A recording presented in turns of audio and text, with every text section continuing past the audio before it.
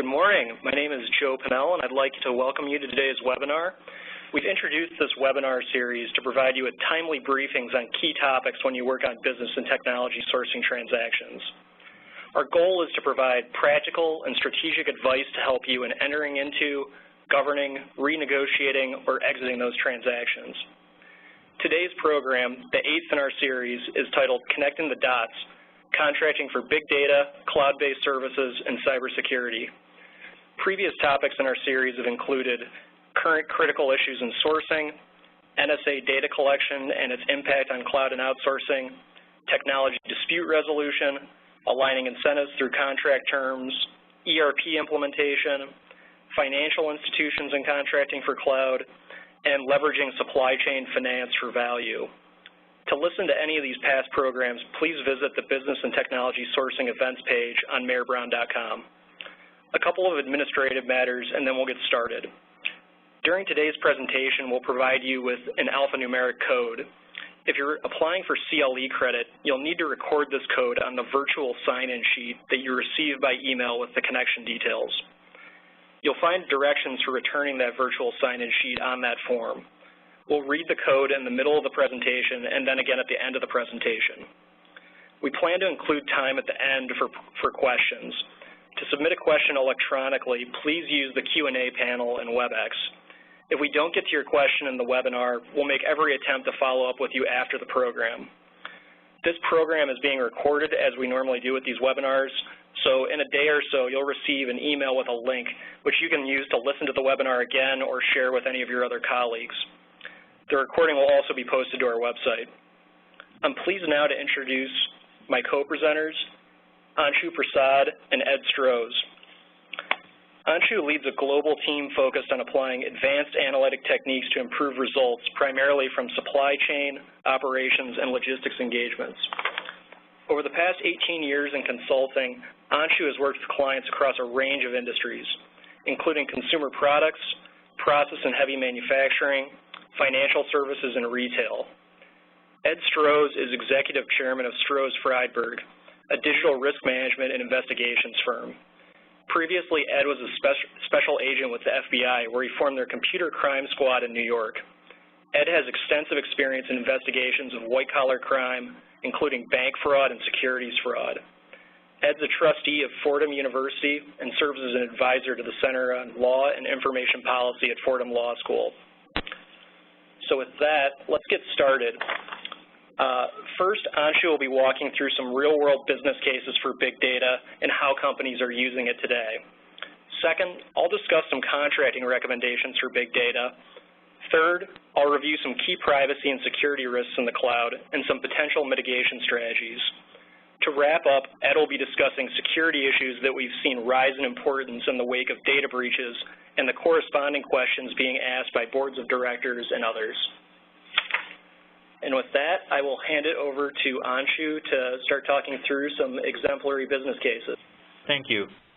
A whole host of different ways that big data and associated analytic techniques are being deployed by clients across the industries that we serve. We recently conducted a survey of global executives across these industry verticals to get a sense of their readiness and their capabilities to really deploy some of these advanced analytic techniques at scale. And this slide just gives you an overview of the cross-section of respondents, over 400-odd respondents from across industries and geographies. And essentially the key themes that kind of came back to us from places where executives found real value in deploying big data techniques and using some advanced analytical tools, there were some 4 critical themes. And just wanted to walk through some of these, and we'll give you some specific examples around how these have proven to drive value. The first is around the data itself. And while there's a lot of talk, and you heard some of it echoed on the video just now, around the size and volume of data, frankly, where people are extracting a lot of value is not on the data itself and how unwieldy it can be, but on the actual usage. What are the specific use cases that can turn that data into actionable insight and what are the analytic tools and capabilities required to make that happen. For that, they need to harness, oftentimes, an evolving set of technologies, and this starts to present a lot of challenges for business stakeholders to kind of keep pace with this evolving set of tools. Often there's a need to prototype and to do proofs of concept, testing things with vendors.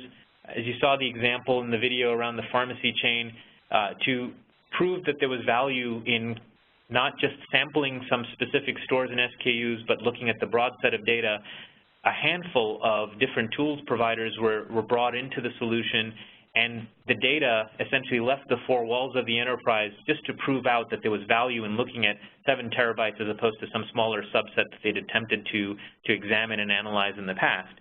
But that presented security challenges and concerns around privacy and keeping that data secure as they prototyped and piloted different ways that they could utilize this information using this ecosystem of potential providers.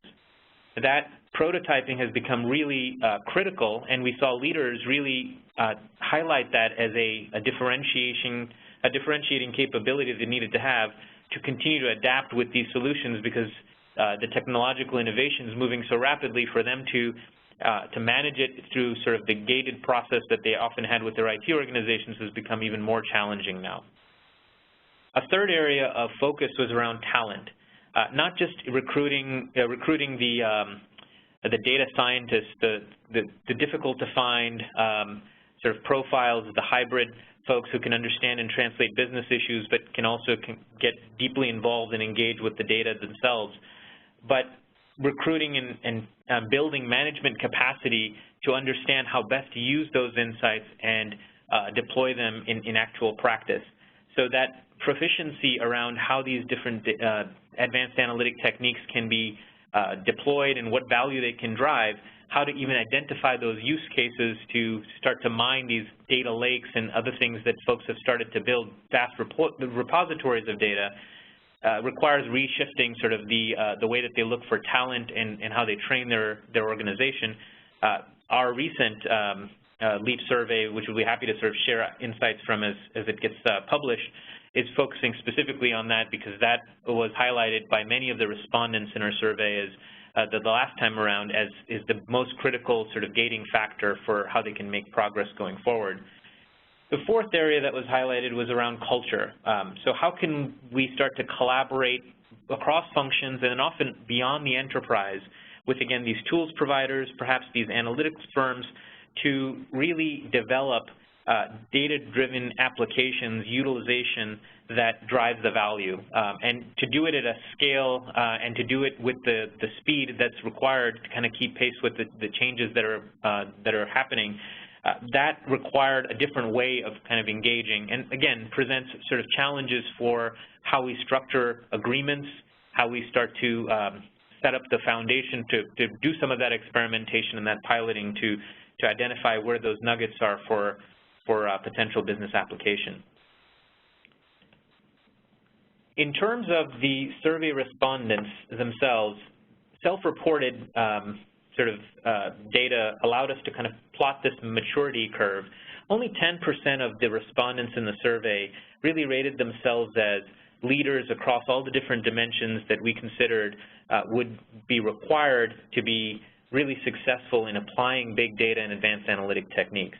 So in terms of the laggards, generally speaking, there were a lot of concerns around interconnectivity of information, the ability to get one version of the truth, having sort of a clear goal as to what types of analyses they're trying to drive towards, what business objectives are they trying to meet, and really more of a tendency to do descriptive, backward-looking reporting.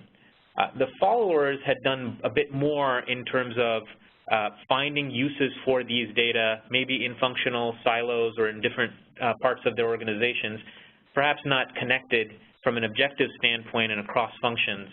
Some of the explorers had done a lot more of that piloting that I talked about before, engaging externally with providers to really test out concepts and new technologies. And the leaders were doing this in a more integrated fashion. And that was sort of a theme that came out very clearly the desire to do better and more integrated capability development and to look broadly at potential use cases to kind of develop a roadmap towards advanced analytics that made sense across the enterprise. But to do this, often this requires a different way of thinking about analytics in the enterprise and how the operating model itself is set up. So oftentimes there's a tendency to kind of lump big data into sort of a technology box and saying, look, if we had the tool sets to kind of mine these data or to even aggregate these data, that would in and of itself drive a lot of value. And while we have seen from the respondents that participated in the survey, but also from our work in across industries, there's been a lot of investment in big data and Hadoop and other sort of big data technologies. Often that is insufficient to really start to mobilize towards driving that business value. So some of the critical factors that the leaders have adopted has included sort of addressing things like cross-functional governance. Are we going to have rules for how we treat data, store data, how we deal with data in transit versus data at rest? What are the privacy and security concerns that need to be applied, and how do we uniformly apply those standards across our enterprise, but also with the vendors whom we engage?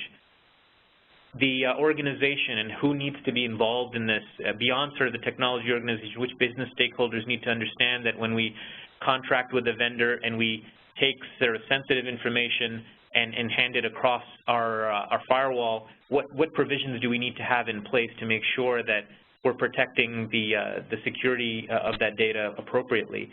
What are those capabilities that we need beyond sort of the technology, the analytical interpretation of the outputs? How do we need to train and maybe even hire in the kinds of capabilities that are required to kind of drive the value? And all of this really stems from sort of the business alignment. What is the purpose that we're trying to drive towards? What is the use that we feel is going to kind of move the needle for us by deploying some of these big data tools and these advanced analytical techniques? So firstly, sort of a working definition. We often hear big data talked about in the context of just the size of it.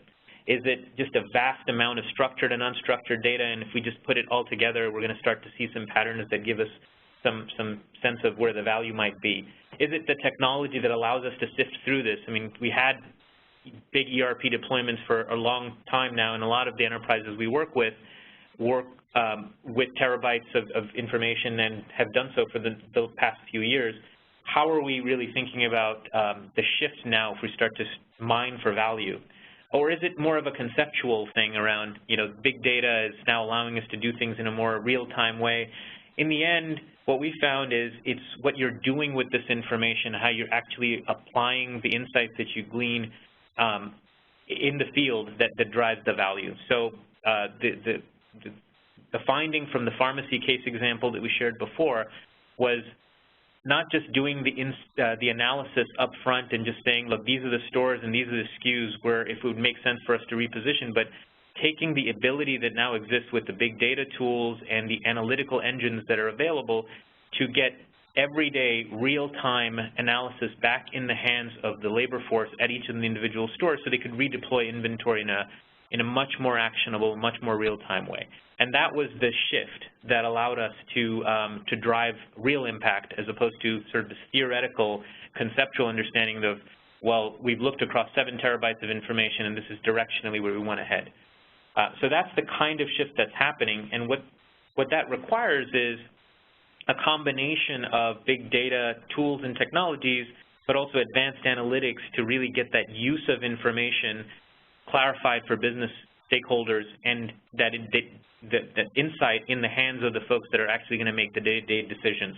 So the scale of information, while that certainly continues to be a challenge, the technologies and tools that are emerging handle the scale issue relatively well. The use is really where we find a lot of our clients struggling. How do we get sort of this ubiquitous access to information to be controlled and managed in a way that we feel comfortable that we're protecting sort of the big critical issues appropriately? How are the decision analytics tools, the optimization and simulation findings being put in the hands of the folks that are making the actual decisions on the ground? How do we get sort of real-time and precision marketing, like that second case sort of talked about, to be managed in a way where we're relying on a platform provider whose tool sits in the cloud, data are leaving our enterprise, and the insights are coming back into our enterprise, and the decisions are being made by another part of our organization?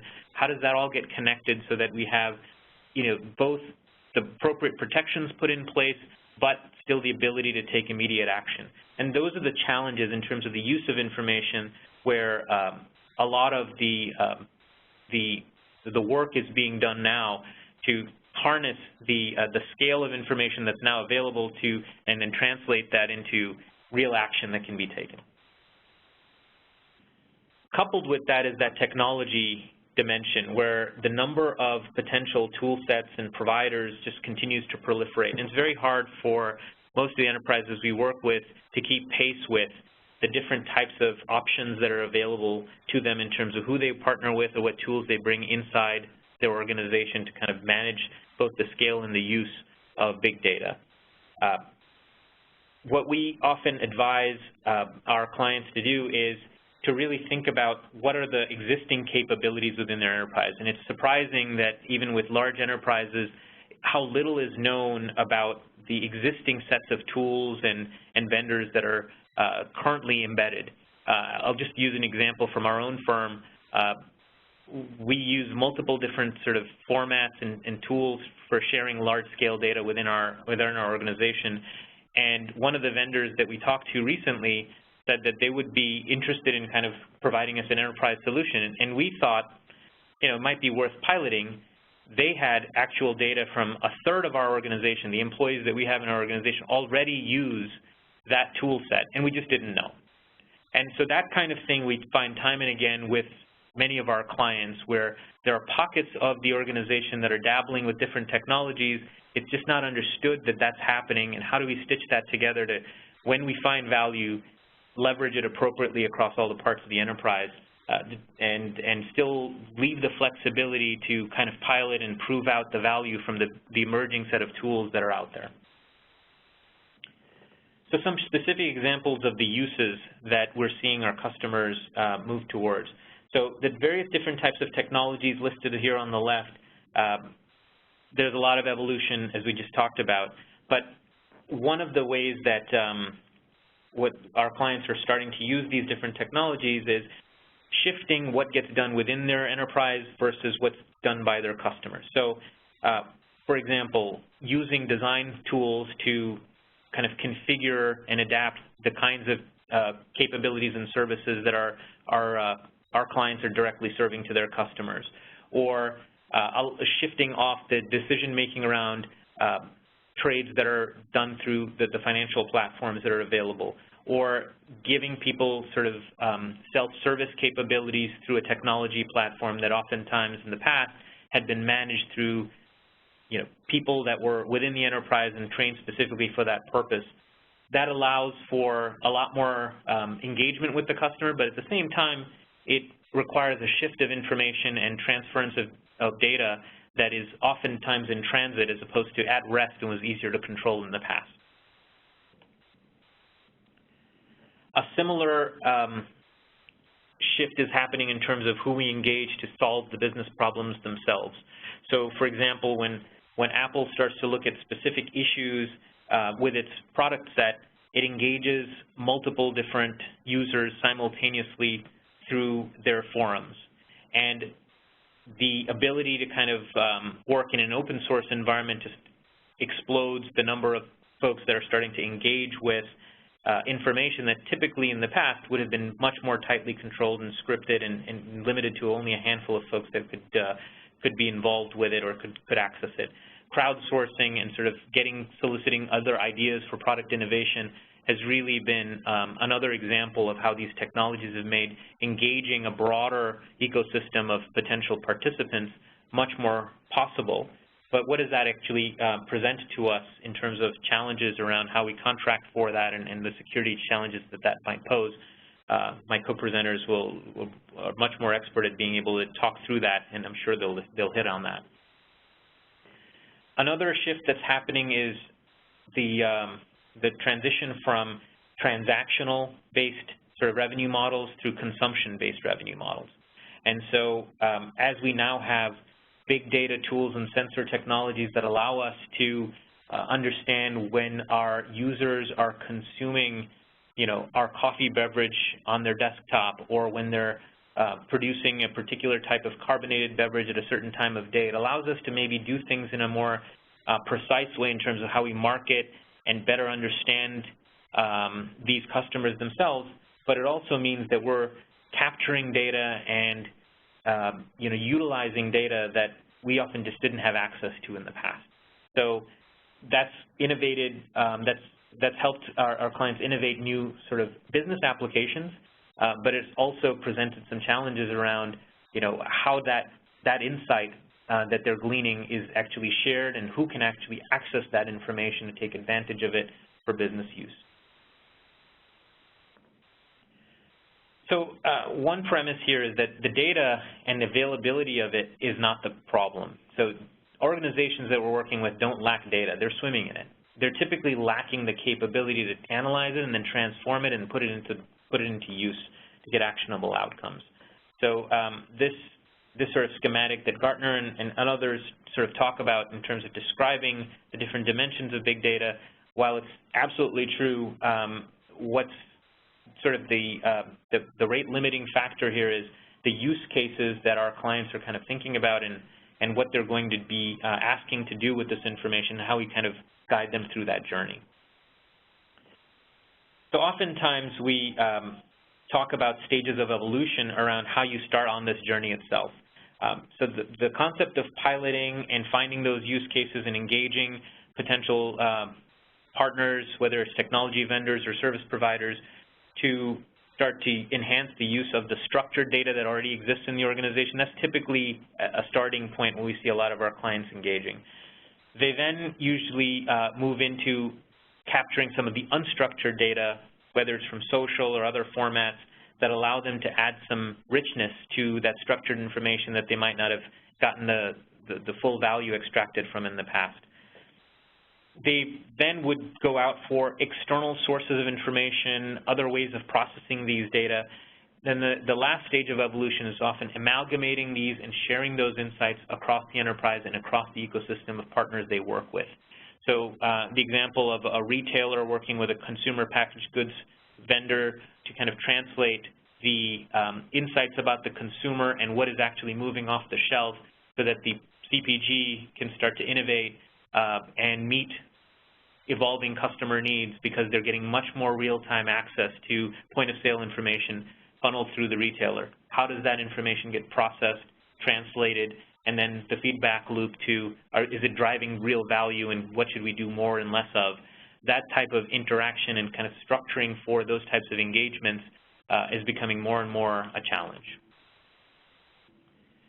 So from the talent dimension, the difficulties around really preparing your organization to do this, what we find a lot of our clients struggling with, that the leaders have kind of managed better, is that they really start this process from thinking through the business objectives.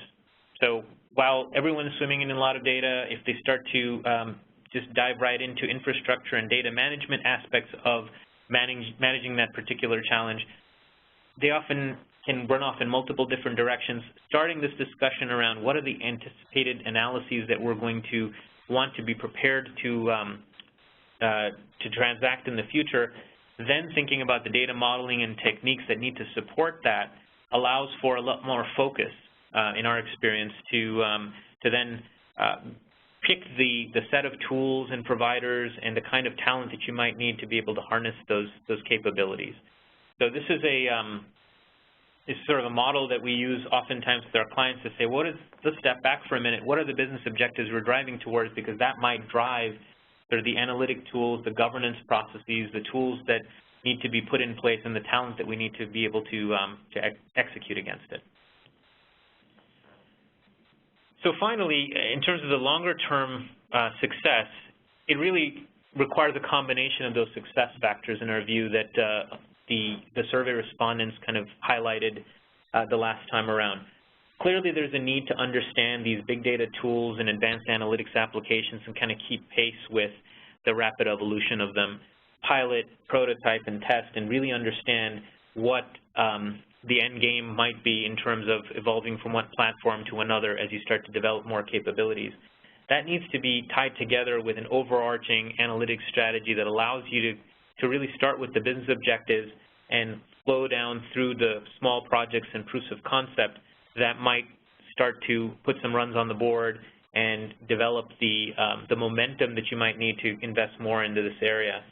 And underlying a lot of this is having sort of a flexible and adaptable way to kind of think about the data science organization, the culture, the governance around it, how you leave the flexibility, the room to innovate and adapt, but still provide guidelines so that the critical issues around the data themselves, protecting the security of those data, and aligning with the overall other business objectives that you've laid out, that there's a coordinated way to do that experimentation while still preserving the core principles that you've kind of laid out from a governance standpoint.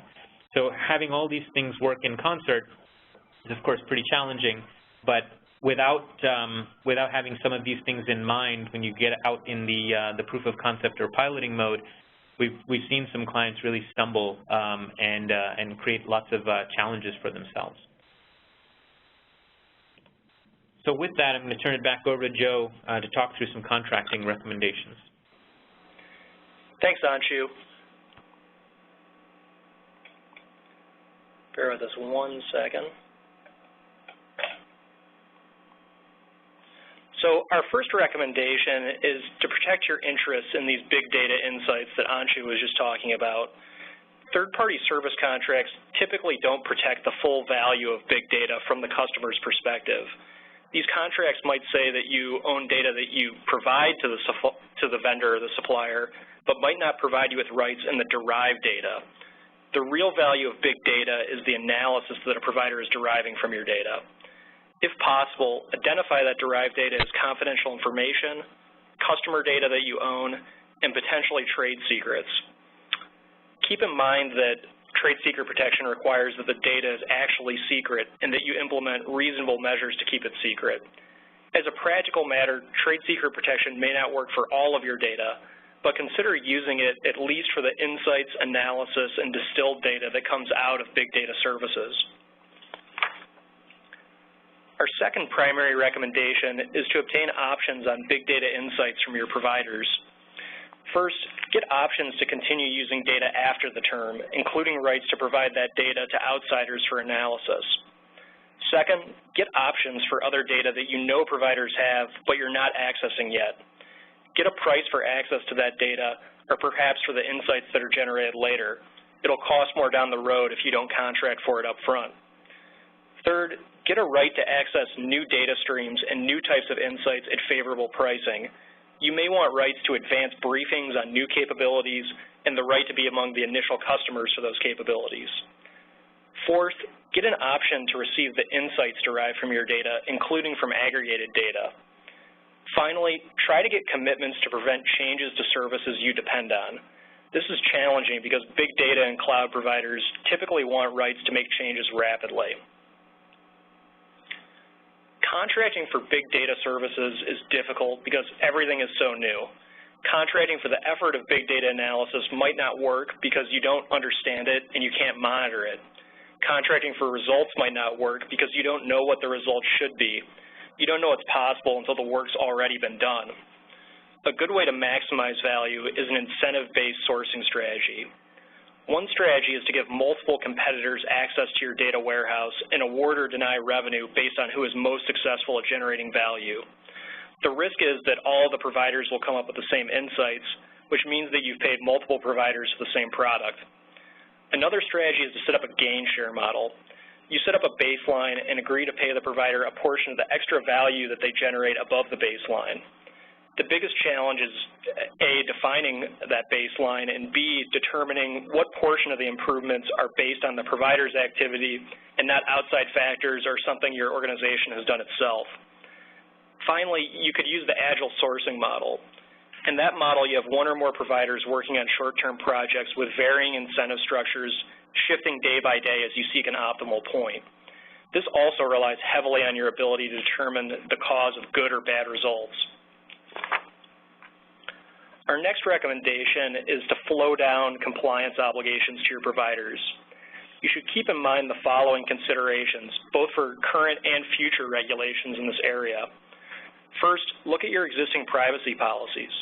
Your company's existing privacy policies may not permit you to share data with your analytics provider, or they may restrict what can be done with that data. If you're not able to flow down these restrictions to your provider, you should review the provider's privacy policy to make sure it's consistent with your own. In some cases, you might decide not to provide the data. Second, informed consent. The effectiveness of your privacy policy depends in part on making sure that your customers give their informed consent to use of their personal information. For example, a data broker could sell information about people who've purchased deep fryers to a life insurance company. Those people may have consented to using their data for, quote, marketing purposes, but may not have understood that their data could eventually lead to higher insurance premiums or denied coverage. Third, access and participation. The Fair Credit Reporting Act in the United States and EU regulations require that consumers have access to their data, and so may your privacy policy. Is your provider capable of complying? In the big data context, you generally don't know who has your data, and you may not have a legal or contractual right to access it or correct it. This is an area that's ripe for increased regulation in the United States. Fourth, anonymization.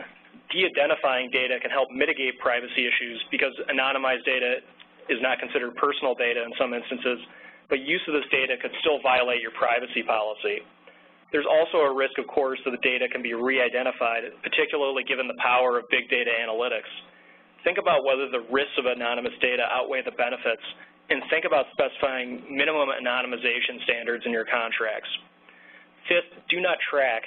California has a law that requires websites to report how they respond to do not track signals set by a user's browser. Compliance with these do not track signals is not yet required, but that seems to be where things are headed. Last, profiling. This refers to using big data to improve decision-making through profiling algorithms. For instance, companies are using talent management software to identify the perfect job applicant using computerized personality tests. This might cut new hire attrition, but it can also raise legal concerns if older workers, minorities, or the disabled get filtered out, even if it's unintentional. Also, in the EU, people have the right not to be subject to decisions about them that have legal effects and are based on profiling from automated data processing. You really need to consider whether these are concerns for your intended use of the data, and if they are, evaluate how the service provider will do its analysis so that it is consistent with your policies. Next, obtain compliance commitments from your providers. Last spring, the White House published a report expressing grave concerns about potential discriminatory effects of big data and directed several agencies to consider regulation. Comments from the Consumer Financial Protection Bureau and FTC have also raised similar concerns. Your contract needs to be prepared for a wide range of future regulations. First, obtain rights to audit and obtain reports on how your data is used, which may be important in preventing liability for how your suppliers use your data. Second, obtain rights to know the basis for supplier recommendations, which will help you avoid liability for acting based on prohibited data. For example, if a new law prohibits making employment decisions based on Facebook and Twitter likes, you might want to know that likes are the basis of a big data hiring recommendation. Third, obtain rights to prevent use of your data without consent, which might also allow you to stop a legally risky situation from developing. Our next big data recommendation is to think hard about how much data to retain. Big data enthusiasts will probably tell you to save as much data as possible because there might be later uses for it, and they'll recommend aggregating all of your company's data into a single data lake to facilitate analysis. On the other hand, more data may result in more legal burdens. Here are a few examples. First, discovery expenses. If you get a discovery request, you have a legal obligation to preserve and produce the data. Producing that data means going through it first with tools and people to find relevant records. As many people on the phone know, this process can cost millions of dollars. If you're doubling the data, you might be doubling the cost. Second, the expense of complying with contractual and legal obligations to protect and limit use of the data. Big data analytics are typically not designed to associate each piece of data with relevant contractual obligations, legal obligations, and applicable privacy policies. And it might be costly to do so. If you put all of your data into one data lake, then all of that data might become subject to all of the conflicting obligations and privacy policies that apply to each of the individual data elements. This may result in tremendous cost and risk in attempting to comply with all of these obligations and policies. Third, increased liability for product defects and other safety problems. One of the tests for liability is whether harm was foreseeable.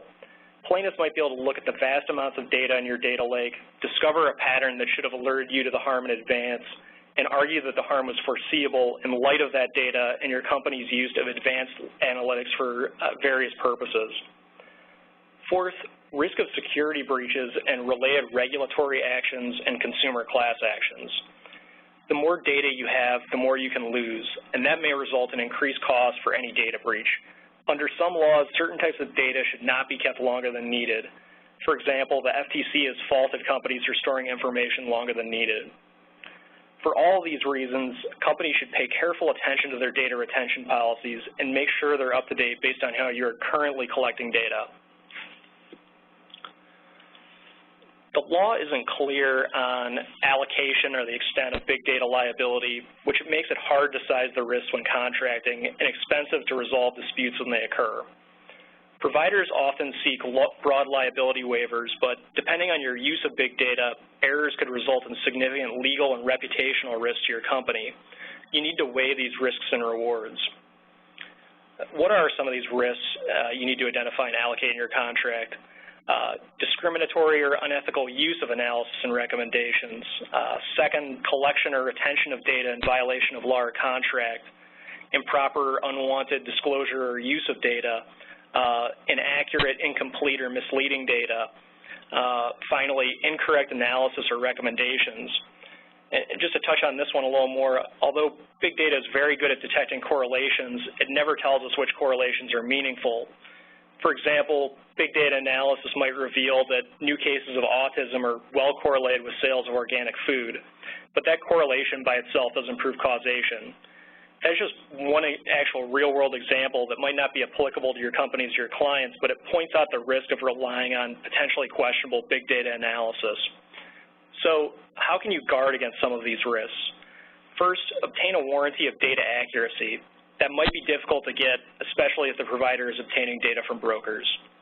Second, obtain assurances that multiple sources were used to collect the data and that the collection was in accordance with applicable law, privacy policies, and other requirements of the contract. Obtain a warranty that the provider is authorized to use and give you the data.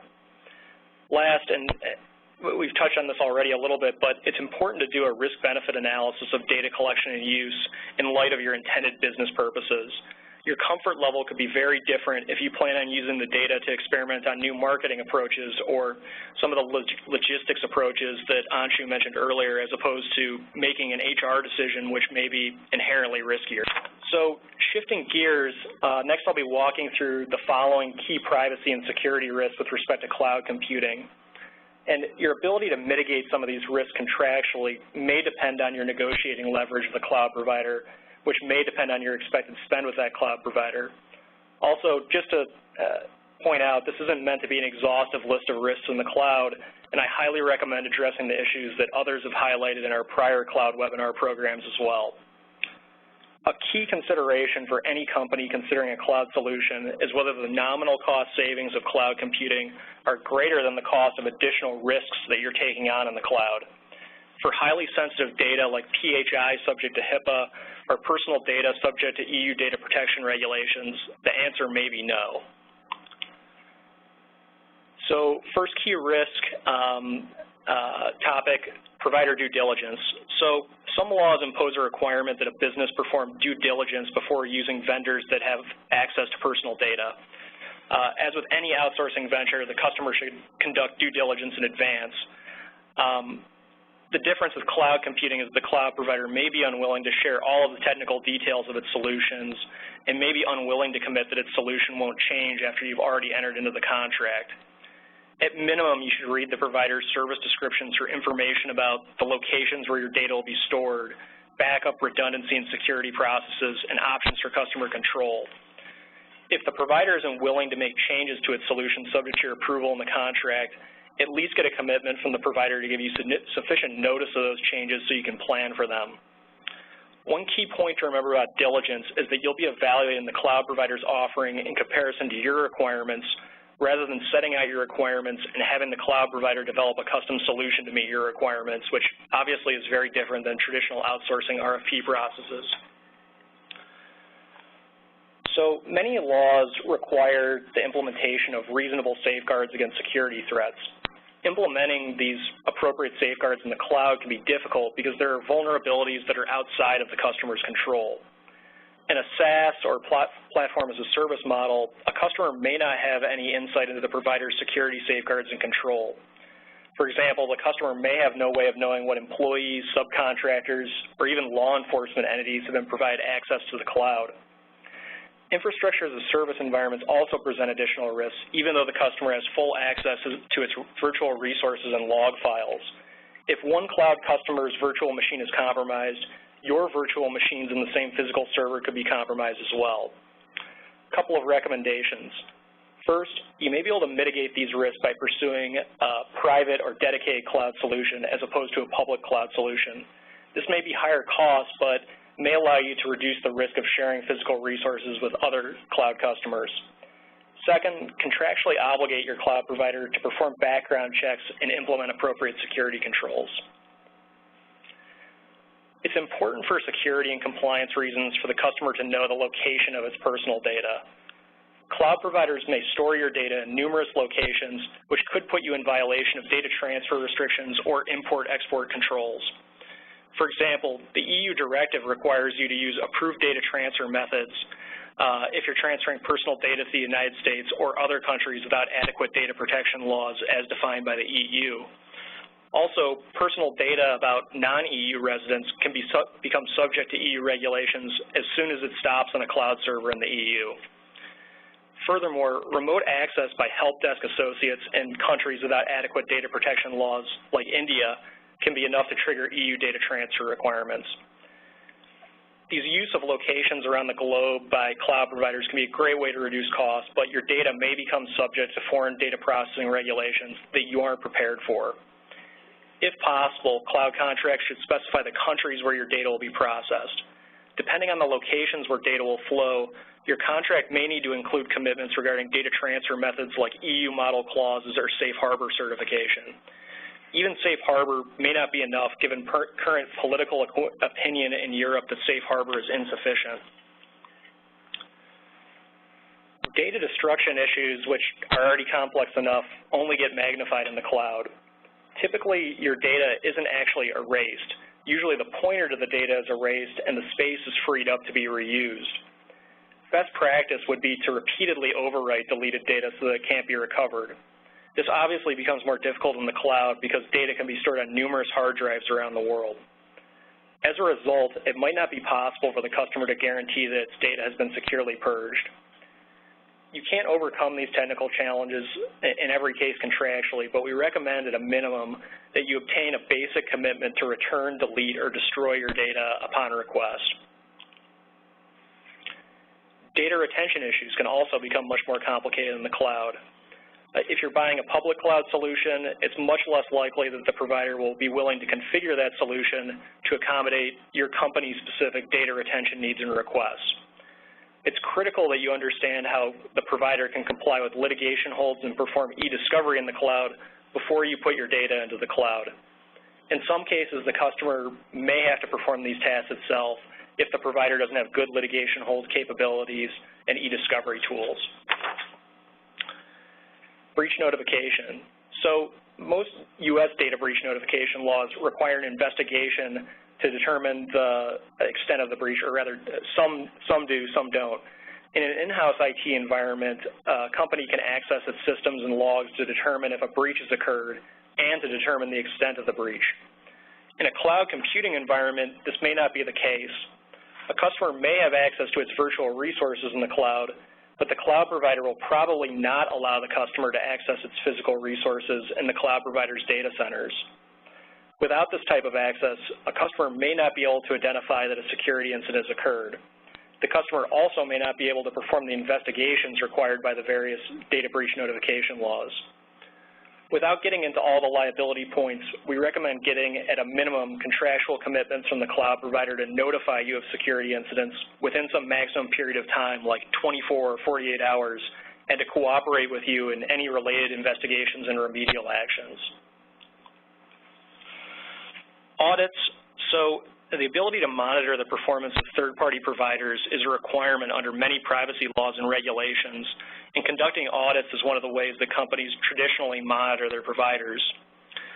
Most cloud providers will object to customer-specific audits of their data centers, and they usually cite increased security risks that would occur by letting various customers and auditors into those data centers. The customer should get some type of commitment from the provider to perform an annual audit, like an SSAE 16, and to provide the customer with a copy of the resulting audit reports. The customer should also have the right to ask follow-up questions about any deviations or weaknesses noted in the audit report, and a right to receive reports about corrective actions called for in the audit report and whether they're actually being implemented. Even if the customer obtains these limited commitments, the lack of robust audit rights may make cloud solutions unviable for particularly sensitive data. Subprocessors. The use of subprocessors may help cloud providers offer flexible on-demand services with the ability to handle capacity bursts, but it may also present numerous compliance issues for you. Most of the issues identified so far are amplified when spread across subprocessors, which further removes the customer from reasonable control over the processor, over the protected data. It may be necessary for the customer to require notice and approval rights over the subprocessors, perform due diligence on the subprocessors, or at least get a commitment from the provider to perform regular monitoring and assessment of subprocessors. Third, require the contractual clauses with the cloud service provider flow down to the subprocessor. These protections, of course, may not always be available from the cloud service provider, which again leads to the cost-benefit analysis question: is this the right solution for my data, applications, and business risks? Ability to comply with laws. When using a cloud provider, the customer's ability to comply with laws is dependent in part on the cloud provider. A few months ago, I was reading a Wall Street Journal article describing challenges that Belkin, the router company, was having complying with a new Russian data protection law. Belkin is in a cloud relationship with Salesforce, and the Russian law requires that personal data of Russian citizens be stored in Russia. There's a great quote from Belkin's CIO stating that Salesforce has to comply with this law in order for us to comply with this law. It's great to hear a C-suite executive saying in the Wall Street Journal what we try and tell our clients on a daily basis. So with that in mind, the customer should seek commitments that the provider will comply with laws applicable to the customer and will also assist the customer in complying with those laws. And this assistance could include agreeing to sign new data protection clauses when needed due to changes in laws. And with that, I will hand it over to Ed to talk about data breach and related preventive measures and responses. All right. Joe, thank you very much, and thanks everybody for your attention. We're going to hit now the topic of security, and obviously this is a topic that you could spend quite a bit of time discussing. So in the time that we have, we're going to hit the areas that I think are most important and still try to allow some time for the questions at the end if we have any. So this slide really just talks about the global data breach cost, and in this case per capita. It's from 2014, from last year, from the Pennell Institute, a not-for-profit that is one of the authorities here. And you can just imagine per person affected in each of these industries, if the cost is $359, such as for healthcare, or below that education, you can see that depending on the number of records, and we're talking about big data, it escalates quickly. And you can see just about every industry here that's affected, and even though healthcare may lead the list, it goes all the way down to retail, which I think may change when the statistics come out next year, as well as even in the public sector. So it shows the broad effects here, and on a per capita basis, these are not immaterial numbers. And let's jump now to some of the incidents. I imagine people attending this event are probably thinking about the things that they see in the newspaper when incidents occur. And what I'd like to try to do is take you through some of the insights and observations that I think you might find most interesting in terms of how to think about data breach incidents and incidents where your data is attacked. So when we are commonly brought in to help investigate a matter, the hurdles are typically these. There's either a lost or a stolen device, and today the amount of data that can be on such a device is enormous. It becomes very important to know what was on it, and the question is how much time and effort will be needed to access the data if somebody were to put their hands on it. If it's an insider, that is somebody who works for the company, there is a contractor or is an employee, what did the employee actually or likely access with the access rights that they had? And is the data that we're talking about now somewhere outside the organization, not just in the cloud, but is the data at home? And if it's a hacker, that would be somebody from more outside with a more malicious intent. What could the hacker or the intruder have accessed? And what proof is there that data that may have been accessed was actually taken out? The word is exfiltration. And then also another category of incident provider here would be an outsourced service provider. And obviously with the lecture on big data and outsourcing, you can just imagine how many possibilities there are for that.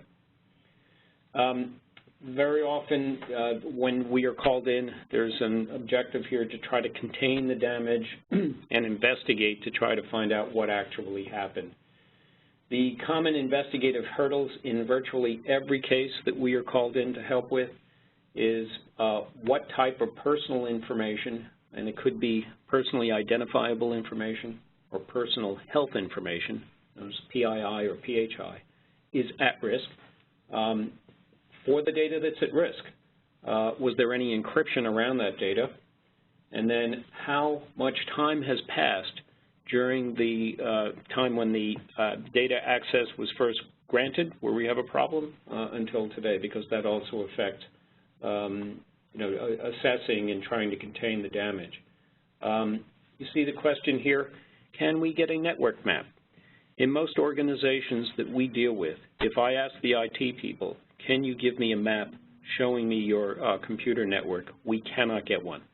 To the extent we can get one, it is often out of date or is not logically organized to aid a discussion with our clients and attorneys, or it's just inaccurate. I have heard statistics mentioned from AT&T that most IT departments are only aware of about 87% of the actual technology on their network. So you can just imagine if you're trying to contain or investigate a matter and don't even have an accurate picture of what your computer network looks like, it makes this very difficult. And that is a starting point before you even get to the cloud. And then if you can get an accurate picture of the network map and storage locations, where does the client actually store their data within all the repositories? Very simple question, not always simple to answer. And I think what you heard from Joe talking about just a little while ago plays into that. Now, during and after action, if it turns out that your organization is unfortunate enough to suffer an incident with a data breach or an attack, one thing you don't want to lose sight of is it can be a teaching tool, because it can happen again and you can make your organization smarter. It's always good to know what was the root cause. So for example, if it turns out that a data breach was brought about because somebody clicked on a link that they shouldn't have or opened an attachment that they shouldn't have, everybody knows you're not supposed to do that, but there's nothing more impactful than having gone through an episode and come back and show that the root cause was likely caused by such a simple action. And if it is, you want to learn from that. You can critique the incident if you have one. What worked, what didn't. what kind of customer reaction might you have had. If you're in a regulated industry, or if the FTC steps in, as they increasingly are, was the regulator satisfied with the way you responded? And then to evaluate the speed and timing of expectations of people who you were reporting to is important. And then we just say, you should collect summary data on all incidents because they in them of themselves become a form of data for analysis. And then you can update your training and even practice through a war game based on what you've experienced in the past. For breach preparation, so if you just want to make sure that you are prepared for the eventuality that your company is attacked and you actually lose data, just keep in mind that your preparation should anticipate the different type of triggers that can cause an action such as the type we're talking about. Sometimes the data breach is reported by the press. We've had a number of clients that found out about it that way. Secondly, sometimes law enforcement notifies you. It's not unusual for some of the biggest data breaches out there for the company that was affected and victimized to learn about it because they get a tap on the shoulder from the FBI saying that their data was found in another location. Thirdly, notification by a business customer or partner that might have heard about the episode from somebody other than you, in which case you're taking an incoming call. Sometimes there's a complaint from an individual. Sometimes it's just based on a lost or stolen device. Somebody comes in and says, hey, the laptop that was in the trunk of my rental car, the car got stolen. Or sometimes there's an IT event. It just looks like a sort of a system outage. They treat it as an IT episode, and it turns out to be a data breach. You can just imagine that your war plan, your game plan, is going to be a little bit different depending on which of these sort of triggers might be the initiating event.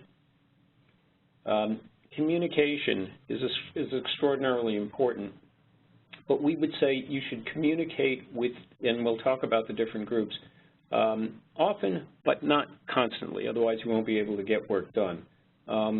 Secondly, let the facts and law drive the timing for communicating, and this is now anticipating communicating with outside entities, whether it's the press, a regulator, whoever it might be. You do not let the press drive your communications. You really have to be based on what you're finding. And you can make it a point in your communication to set reasonable expectations. I'm going to come to this in a minute, but I'll tell you now, the solid investigations that it takes to get the facts don't take hours or days, they take weeks. And I just give a quote here. One of the types of things you want to be able to say to communicate, have something to say but not regret giving more specificity you can, is to say we are moving quickly to preserve the evidence and gather the facts in this matter. We take this matter seriously and are conducting a thorough investigation. We will let you know when we have more helpful information to report. That says something, and I think preserves your options. This is just a quick chart to give you some idea of the amount of time it typically takes in our experience to conduct an investigation of a data breach. The first phase here on the upper left shows the preservation, and just to preserve the data so it can be analyzed typically takes at least 2 and more like 5 days, about a week. Analyzing the preserved data is probably going to take 10 to 14 days typically. These are very general sort of terms, but you can just imagine you can't have an answer in 24 hours. If there's malware involved, if your system has been penetrated and somebody has deployed malware, that malware typically has to be reverse engineered and analyzed so that you can understand what its capabilities are and therefore affect the kind of analysis and investigation you need to conduct. Malware analysis can typically take 4 to 7 days unless somebody in the industry has already analyzed it for you and you can reliably inherit that knowledge. Scanning is an action for looking for the malware inside your computer system. And that computer system where I said you can't even get an accurate map now has to be scanned, and the scanning typically takes 10 to 14 days. And then taking the findings of the scanning, and sometimes you have to go back and preserve more computers than you originally did, starts to result in a report generation, and in our experience that typically takes a week or 2. So when you add these all up, you're talking about 20 days easily in many of the situations that we faced, just so that you can have something to report. I'll just touch on a couple of things here. There's a timing paradox. More careful analysis will take time. More careful analysis increases certainty over what you have, and more careful analysis reduces the cost. The Poneman findings that we quoted earlier, they indicate that the quick response increases the cost per record of about $10.45, and that would be quick response would be one within 30 days. So the paradox here is you actually save money by coming to terms with the reality and reporting within the time frame that you need to do this analysis. I think people are increasingly appreciating the truth and validity of this statement. It is just not so easy to come into a computerized environment and understand what has been stolen when everything that's been stolen is still there. There is no general ledger for this kind of information. It takes very careful analysis to determine if the data has been copied. Notification, typical challenges. If you want to make notification and you're working with our smart lawyers like Joe and people here, and you have a strategy and it turns out that the media has already reported that you've had a breach, well, that's going to sort of drive your the necessity of making a notification, whether you're a public company or regulated company or just want to follow good practices, or as Joe pointed out in your contracts, you may have an obligation to notify somebody. Sometimes the analysis of your customers and other people outside shows a different story than the one you're telling. That's a challenge, and you have to deal with it case by case. Sometimes customers or regulators demand a change. Substitute notice undermines other marketing because if you're trying to send out a message, your marketing people have an idea as to how that should be done. If you send out one notice and then have to send out a second notice, that can really raise questions about the control of your environment. And you can't get data from an outsourced service provider in a timely manner. That's coming back to some of the points Joe made about contracting. I think in order to, I'm going to go through this quickly to keep on our timetable. It's good to create a timeline of events when you're dealing with a data breach or an incident. Establish the data discovery. That will drive a lot of other decisions.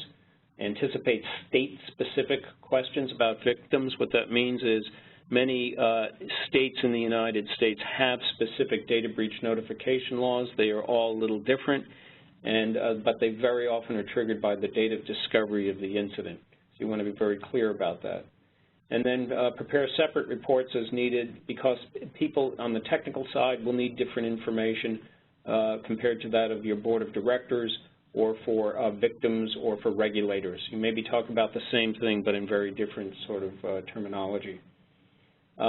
Sometimes an investigation reveals that the matter of what your investigation shows is it's inconclusive in terms of how it happened, when it happened, or what was taken. And when that happens, do not fall into the trap of speculating. We would say draw on an expert opinion with experience in these kind of matters, and typically that will result in a bucket list where you talk about what you do know and the facts around these scenarios, the likely scenarios based on the forensic evidence, the number of individuals that were known to be affected, those that were likely to be affected, and the number of individuals who were potentially affected. And if you can speak in those terms, it usually provides people with a sense that you have some control over the situation and you're not giving more certainty than you can. For breach preparation, we think you should always conduct a risk assessment of your environment, and you should work with an appropriate standard for the industry that you're in. You should always know where your most sensitive data is stored and located, and that includes if it's stored in the cloud.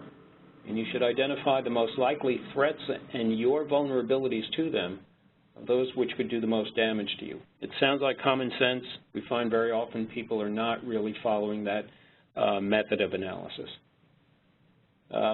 You should create and practice an incident response plan. If you do not have an incident response plan and you suffer an incident, it not only impedes your ability to be effective in a technical level, but legally it doesn't look very good if somebody's trying to claim you were negligent in some way. If you weren't negligent, then why didn't you have an incident response plan? And it should be something that takes into account the different business units, laws and contracts, the different scenarios. You might want to war game something like this. and play it out a little bit to show that you take it for, that you take it to be something real. And the last point there, everyone owns security. It's not a matter of you just run a business and you tell the security or the IT people to make it secure. Anybody can cause a security incident.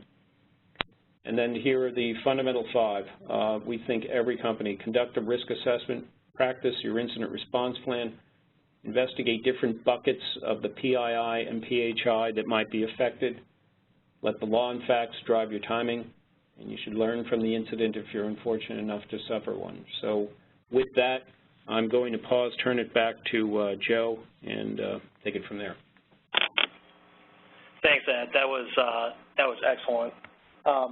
So we're right up at butting up on the Q&A and our allotted time. So I'm not sure if we're going to be able to take questions right now, but we are going to be able to take a log of the questions that people submit electronically and follow up with you offline. So we will look to do that as soon as possible. And apologies, we can't answer it live. But that wraps up today's program. And on behalf of Mayor Brown and my fellow panelists, thank you to everyone in the audience so much for your time. And we hope you found this program useful. Be on the lookout for future invitations to our Business and Technology Sourcing webinar series. And some final housekeeping items. A recording and a link to the materials in this program will be distributed by email in the next day or two. For all those applying for CLE credit, the certificates of attendance will be distributed within 30 days after today. And to submit topic ideas for future programs, please email us at bts@mayorbrown.com. Thank you. I'll turn the call over now to the operator for the closing formalities. Thank you, ladies and gentlemen. This concludes today's conference. Thank you for attending. You may now disconnect.